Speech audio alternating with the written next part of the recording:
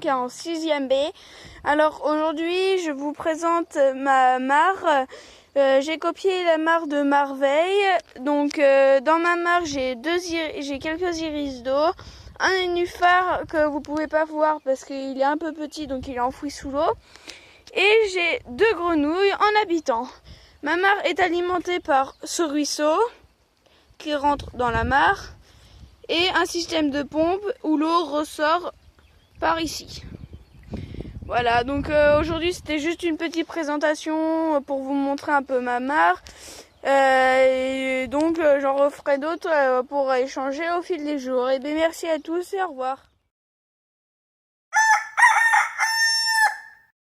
Bonjour aux élèves du collège de Confolens. Je m'appelle André. Je m'appelle Jacqueline. Simon, nous avons constaté que dans ta vidéo, tu avais toi aussi des lentilles sur ta mare. Nous avons également ce problème ici chez nous. Voilà. Les lentilles, ils envahissent une mare très vite. Pouvez-vous expliquer comment que les lentilles peuvent envahir très vite une mare? Nous allons vous donner des lentilles d'eau de notre mare afin que vous puissiez les étudier.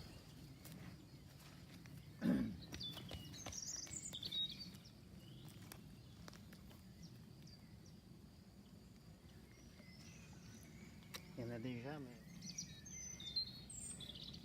a déjà, mais j'en enlève gros des fois. Vous en enlevez souvent? Oui, mais ça revient aussitôt. Ça revient très vite? Très vite. Donc ça se reproduit très vite? Très vite, oui. D'accord.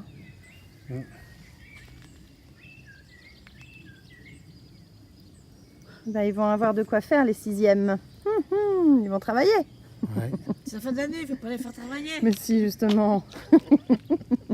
Encore les vacances. Ah, moi, j'en ramasse, j'en enlève des fois. Pour les grenouilles, quoi. Bah oui. Ouais, pour les petits, quand ils viennent. Pour quelle raison ça embête les grenouilles? Eh ben, c'est qu'elles sont moins libres pour nager. Ouais. Non, parce que moi, je le vois. Bon, elles vont bien, elles passent bien, mais ça les embête quand même. C'est pas, ça dérange pas beaucoup, mais... Hein, ça dérange pas beaucoup parce que c'est mouvant quand même. Ça se tient pas, c'est pas comme un limon. C'est pas comme du... Hein? On les entend chanter, vos grenouilles. Ah là là, faut ça qu'il y a. Hein? C'est pas épais, hein, c'est pas... Ah là là, tout ça qu'il y a là. Oh, il y en a partout. Ah, faut voir ce qu'il y a. Hein. Regarde, t'en as là-bas. Là. Je ne vois pas. 2. Au milieu ça? là, elle nage. Là, en face. Dans l'herbe. Je vois pas. Ah oui. Simon, il te reste maintenant vraiment un mystère à résoudre.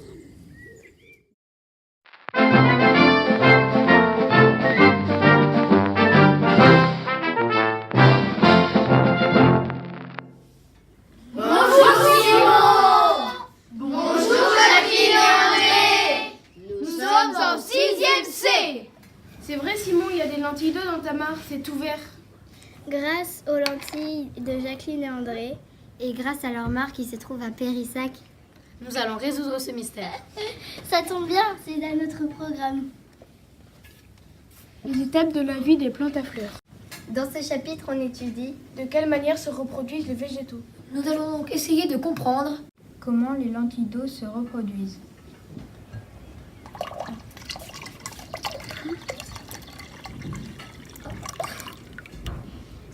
Nous allons commencer l'expérience.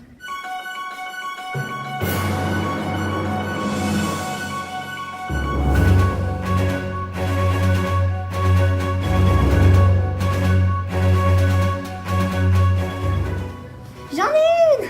Montre!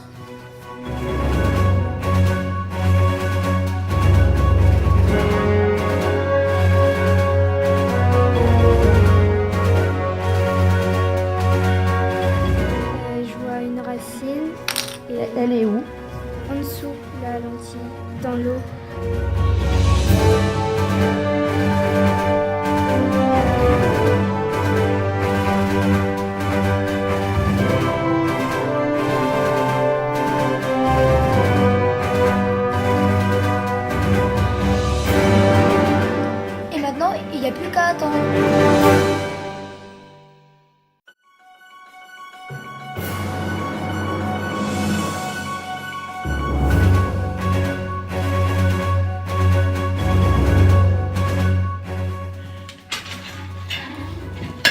vois? C'est trop beau.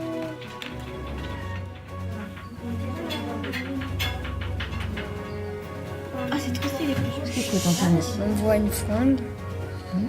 C'est quoi?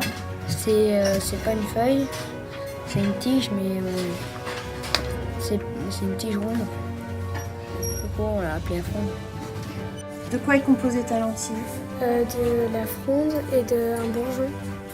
Ah, tu as un bourgeon? C'est-à-dire, c'est comment?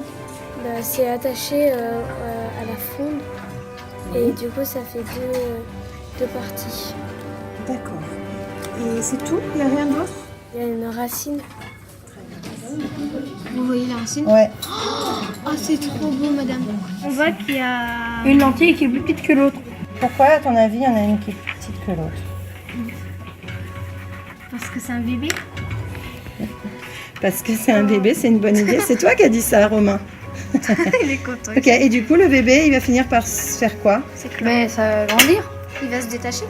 Et accroché à cette lentille, qu'est-ce que vous avez? 3 bourgeons. 1, 2, 3. Ouais, dont un qui est tout petit. Qu'est-ce qu'ils vont devenir, à votre avis, ces bourgeons? Et ils vont, à force qu'ils grossissent, ils vont se détacher. Et après, bah, ça va refaire la même chose. D'accord. On va avoir des bourdons, Les bourdons? des bourgeons D'accord. et des lentilles, ainsi de suite. Ça va se multiplier très vite et ça va envahir la mare. L'oculaire de ma loupe grossit 10 fois. L'objectif grossit 2 fois. Donc j'ai fait 2 x 10, donc égale 20, donc du coup je grossis x 20.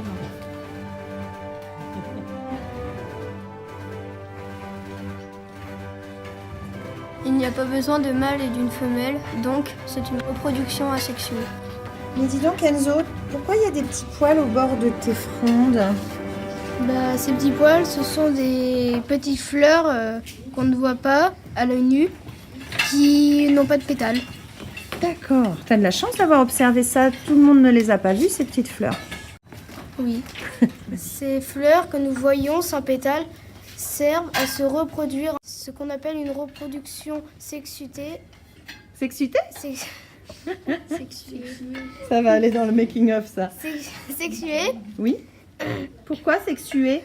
car elles se reproduisent avec un mâle et une femelle. D'accord. C'est quoi la partie mâle dans une fleur? Le pollen, Le pollen. C'est quoi la partie femelle? le pistil. Donc, les lentilles ont 2 moyens de reproduction. La reproduction sexuée avec les fleurs et la reproduction asexuée par bourgeonnement.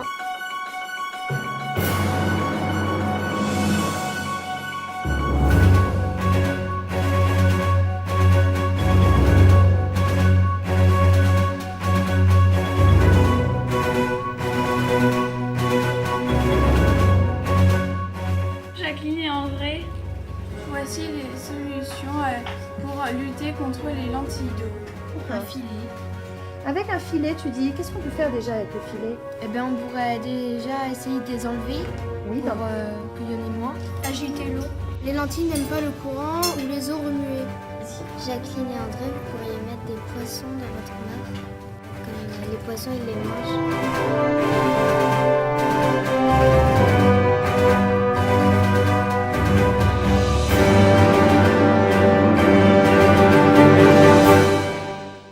Bonjour André. Bonjour. Regarde, j'ai quelque chose que mes élèves t'ont apporté. D'accord. Merci. C'est des petits poissons qu'ils ont été chercher dans leur mare. Bah écoute, on te propose de les libérer dans ta mare pour que ça Oui. éventuellement ils grandissent et qu'ils mangent tes lentilles. On va essayer. Au revoir les bébés. Longue vie à vous.